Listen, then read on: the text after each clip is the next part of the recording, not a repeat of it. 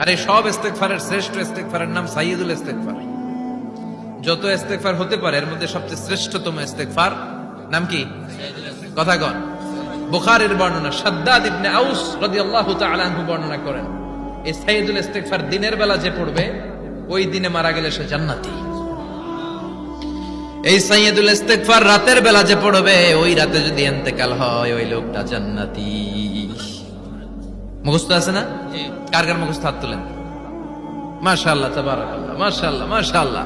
আর যাদের নাই তাদের হোমওয়ার্ক, তাদের আল্লাহুম্মা আনতা রাব্বি লা ইলাহা ইল্লা আনতা খালাকতানি ওয়া আনা আবদুক ওয়া আনা আলা আহদিকা ওয়া ওয়া'দিকা মাস্তাতা'তু আউযু বিকা মিন শাররি মা সানা'তু আবুউ লাকা বিনি'মাতিকা আলাইয়া ওয়া আবুউ লাকা বিযামবি ফাগফিরলি ফা ইন্নাহু লা ইয়াগফিরুদ দুনুবা ইল্লা আনতা। সুবহানাল্লাহ।